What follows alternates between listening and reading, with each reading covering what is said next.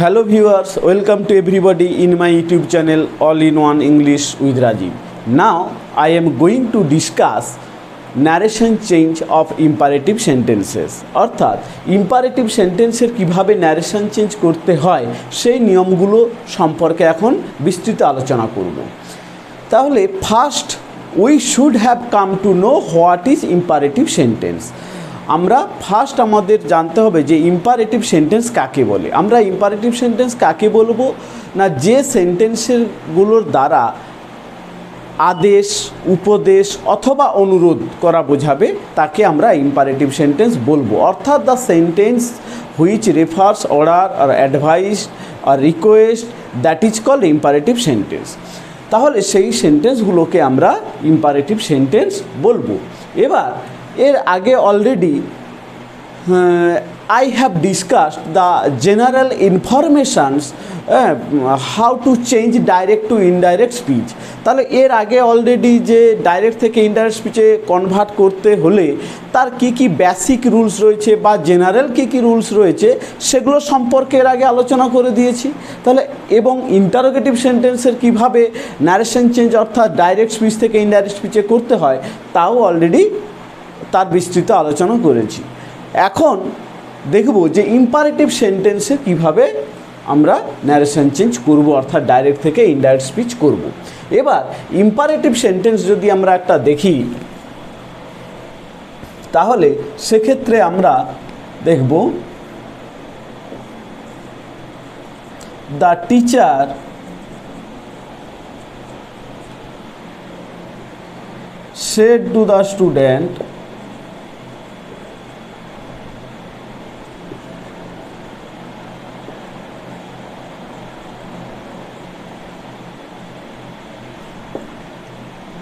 said to the student comma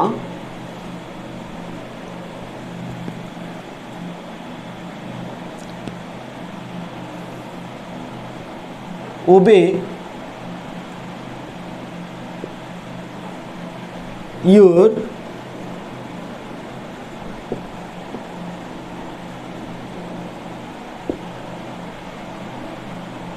your parents। অর্থাৎ এখানে দেখানো হচ্ছে যে এটা reporting speech, the teacher said to the students. তাহলে এটাকে আমরা বলবো রিপোর্টিং স্পিচ।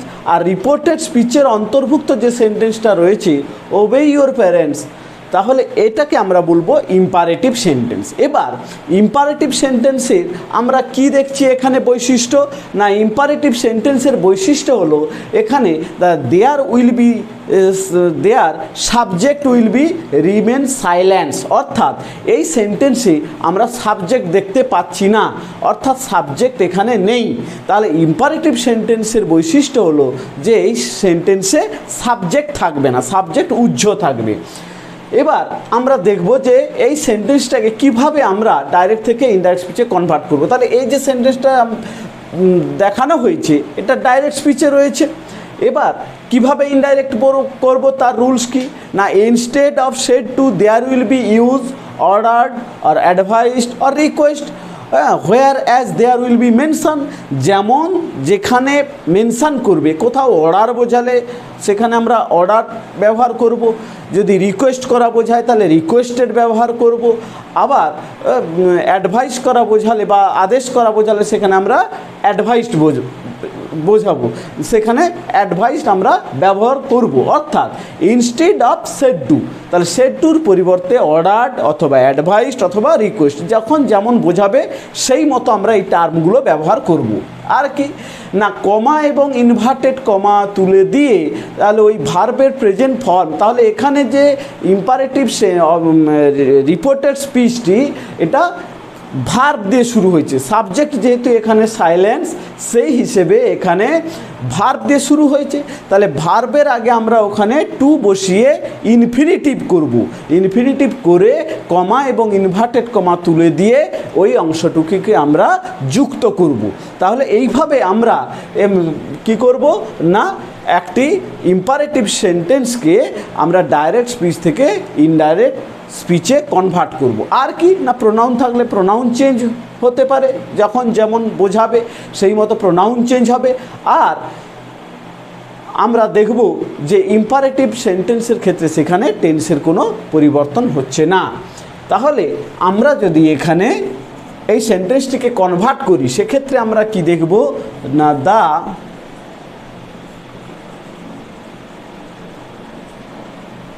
টিচার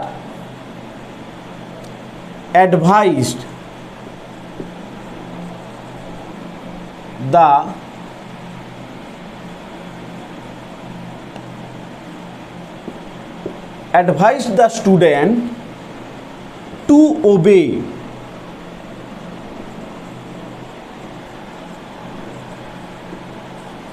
his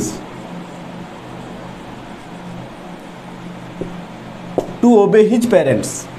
তাহলে এখানে দেখা যাচ্ছে the teacher said to the student, এটা হলো কি রিপোর্টিং স্পিচ। তাহলে কমা ইনভার্টেড কমা তুলে দিয়ে কী ব্যবহার করলাম না, টু দিয়ে আমরা এখানে যুক্ত করলাম। এটা হলো কি না ইনফিনিটিভ টু, অর্থাৎ ভার্বের প্রেজেন্ট ফর্মের আগে টু বসিয়ে এটাকে আমরা ইনফিনিটিভ করলাম।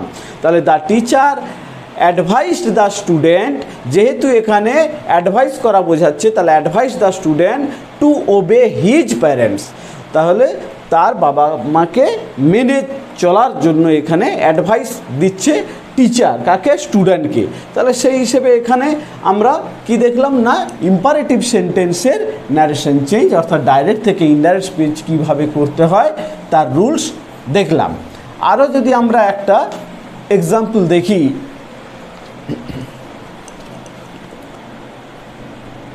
the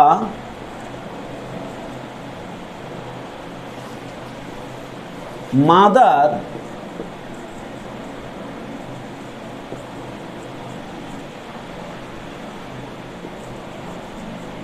said to her son,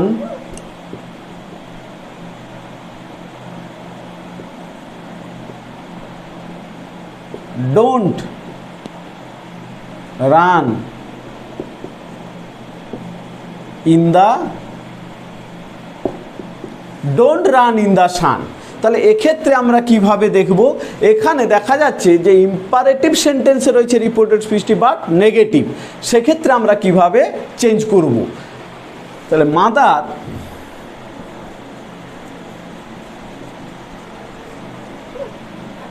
এখানে আমরা অ্যাডভাইসড করব, advised her Son not to run in the sun।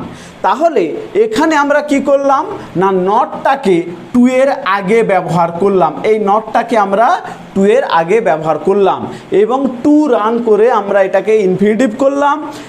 তার আগে আমরা যদি নেগেটিভ সেন্টেন্স বোঝায়, ইম্পারেটিভ সেন্টেন্সটি যদি নেগেটিভে থাকে তখন আমরা সেই ইনফিনিটিভের আগে আমরা কি করব, নট ব্যবহার করব। যেমন ডোন্ট ওয়েস্ট দ্য টাইম, হ্যাঁ, father said to his son don't waste the time, তাহলে father advised his son not to waste the time, তাহলে সময় অপচয় করো না। তাহলে এইভাবে আমরা কি করব না ইম্পারেটিভ সেন্টেন্সের ন্যারেশন চেঞ্জ অর্থাৎ ডাইরেক্ট থেকে ইনডাইরেক্ট স্পিচে কনভার্ট করব। এবার কোনো ক্ষেত্রে যখন ইম্পারেটিভ সেন্টেন্স লেট দিয়ে শুরু হবে তখন আমরা কীভাবে চেঞ্জ করব, যখন ইম্পারেটিভ সেন্টেন্স লেট দিয়ে শুরু হবে। যেমন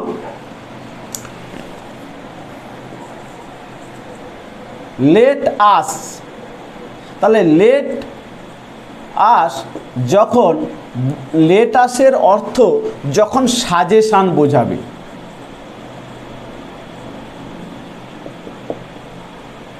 যখন সাজেশান বোঝাবে, লেট আসের অর্থ যখন সাজেশান অথবা প্রপোজাল এই ধরনের বোঝাবে, সেক্ষেত্রে আমরা কিভাবে ডাইরেক্ট থেকে ইনডাইরেক্ট স্পিচে কনভার্ট করব। যেমন Rohan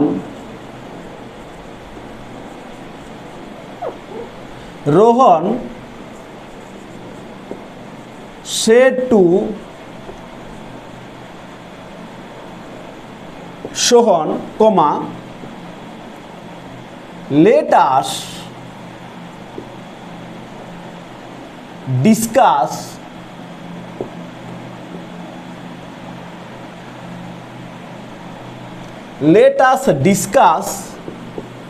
the matter. Let us discuss the matter. তাহলে এখানে দেখানো হচ্ছে Rohan said to Sohan let us discuss the matter. এখানে ইম্পারেটিভ সেন্টেন্স লেট দিয়ে শুরু হচ্ছে এবং যেখানে অর্থটা বোঝাচ্ছে এখানে প্রপোজাল দেয়া হচ্ছে অথবা সাজেস্ট করা হচ্ছে। তাহলে সেই অর্থে আমরা কিভাবে এখানে ডাইরেক্ট থেকে ইনডাইরেক্ট স্পিচে কনভার্ট করব না, যখন রিপোর্টেড স্পিচটি লেট দিয়ে শুরু হবে তখন সেড টুর এগেনস্টে আমরা সাজেস্টেড অথবা প্রপোজড আমরা ব্যবহার করব, সাজেস্টেড অথবা প্রপোজড ব্যবহার করব। তাহলে এখানে Rohan suggested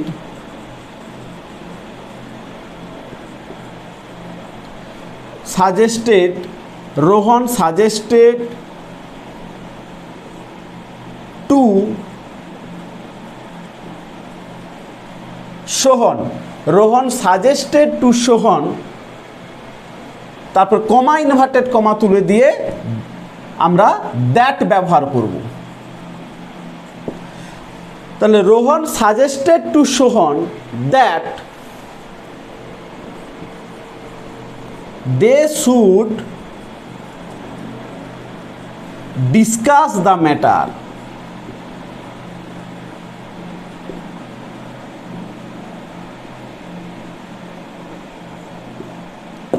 They should discuss the matter. তাহলে এখানে সেড টুর পরিবর্তে সাজেস্টেড টু ব্যবহার করলাম, আর কি না কমা ইনভার্টেড কমা তুলে দিয়ে দ্যাট ব্যবহার করলাম, আর লেট তুলে দিয়ে কি করলাম না শুড ব্যবহার করলাম। লেট তুলে দিয়ে সেখানে শুড, আর আস এটা যখন ডাইরেক্ট স্পিচে থাকবে এর সাবজেক্টিভ ফর্ম হবে উই। তাহলে আসের সাবজেক্টিভ ফর্ম হবে উই, এবং সেটা যখন ইনডাইরেক্ট স্পিচে যখন কনভার্ট করছি তখন উইটা কনভার্ট হয়ে যাচ্ছে দে, তখন সেটা চেঞ্জ হয়ে যাচ্ছে দেতে। তাহলে এইভাবে প্রোনাউন চেঞ্জ হলো। আর কি না লেটের পরিবর্তে আমরা শুড ব্যবহার করলাম, তারপর যে রেস্ট পার্ট যেটা বা অ্যাডিশনাল পার্ট যেটা থাকলো সেটাকে আমরা পুট করলাম। তাহলে এখানে সাধারণত যখন ইম্পারেটিভ সেন্টেন্স লেট দিয়ে শুরু হবে তাহলে সেক্ষেত্রে আমরা কি করব না লেট দিয়ে যখন শুরু হচ্ছে তখন কমা ইনভার্টেড কমা তুলে দিয়ে দ্যাট ব্যবহার করব, আর তার আগে সেডুর পরিবর্তে সাজেস্টেড অথবা প্রপোজড ব্যবহার করব, এবং কমা ইনভার্টেড কমা তুলে দিয়ে দ্যাট ব্যবহার করলাম, তারপর আমরা শুড ব্যবহার করলাম। অর্থাৎ যে মেন যে ভার্ব সেই ভার্বের প্রেজেন্ট ফর্মের আগে আমরা শুড ব্যবহার করলাম। এইভাবে আমরা ন্যাচারালি যখন লেট আসের অর্থ সাজেশন বোঝাবে তখন আমরা এইভাবে পরিবর্তন বা চেঞ্জ করব।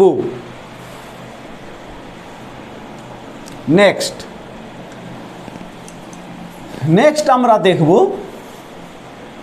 লেট আসের অর্থ কল টু অ্যাকশন। লেট আসের অর্থ যখন কল টু অ্যাকশন বোঝাবে তখন আমরা কিভাবে ডাইরেক্ট থেকে ইনডাইরেক্ট স্পিচে কনভার্ট করব যখন লেট আসের অর্থ কল টু অ্যাকশন। যেমন বলা হলো the headmaster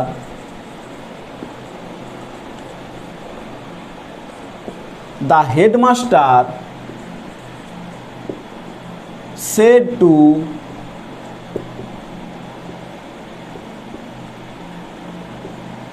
his staff, comma, double inverted কমার মধ্যে দেয়া হলো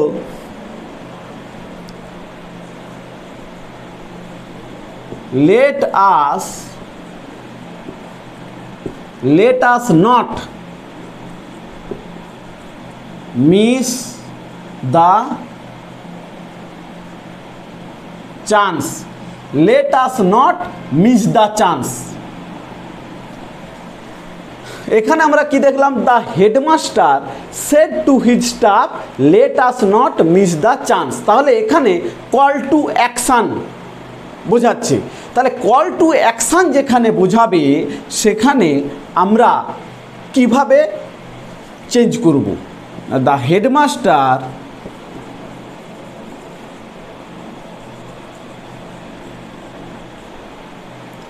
urged his staff, তাহলে সেড টুর পরিবর্তে আমরা কি ব্যবহার করলাম, আর্জড ব্যবহার করলাম। তাহলে the headmaster urged his staff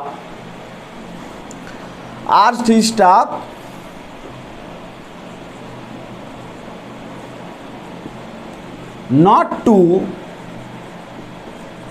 miss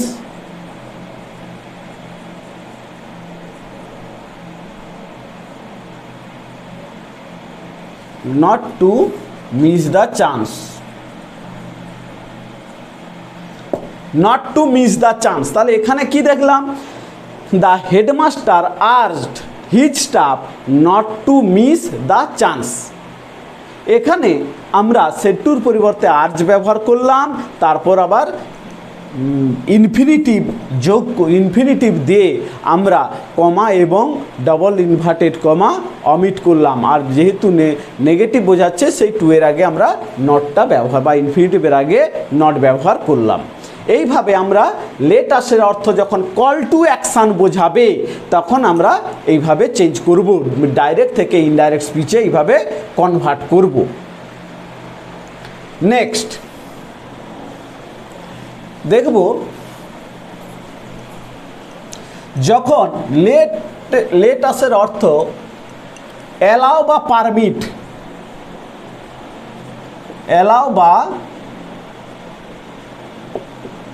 permit বোঝাবে, বা লেটের অর্থ যখন অ্যালাউ বা পারমিট করা বোঝাবে, সেক্ষেত্রে আমরা কিভাবে চেঞ্জ করব। যদি আমরা একটা ডাইরেক্ট স্পিচ দেখি,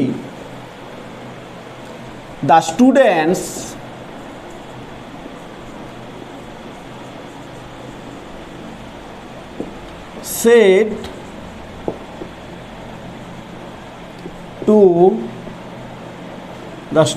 said to the teacher, comma, let us go home, তাহলে the students said to the teacher let us go home. তাহলে এখানে দেখা যাচ্ছে যে অ্যালাউ বা পারমিশন, তা অ্যালাউ করতে বলছে, স্টুডেন্টসরা টিচারকে বলছে লেট আস গো হোম, মানে বাড়ি যাওয়ার জন্য তারা পারমিশন চাইছে, অনুমতি অ্যালাউ করতে বলছে। তাহলে সেক্ষেত্রে যখন লেটের অর্থ বা লেটাসের অর্থ যখন অ্যালাউ বা পারমিশন বা পারমিট করা বোঝাবে, সেক্ষেত্রে আমরা কিভাবে চেঞ্জ করব না, সেক্ষেত্রে আমরা সেড টুর পরিবর্তে টোল্ড ব্যবহার করতে পারি, অথবা আমরা প্রপোজও ব্যবহার করতে পারি। দ্য স্টুডেন্টস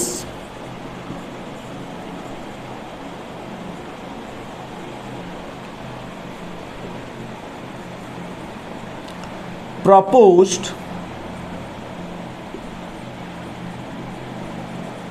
অথবা টোল্ড, যে কোনো একটা আমরা ব্যবহার করব, প্রপোজড অর টোল্ড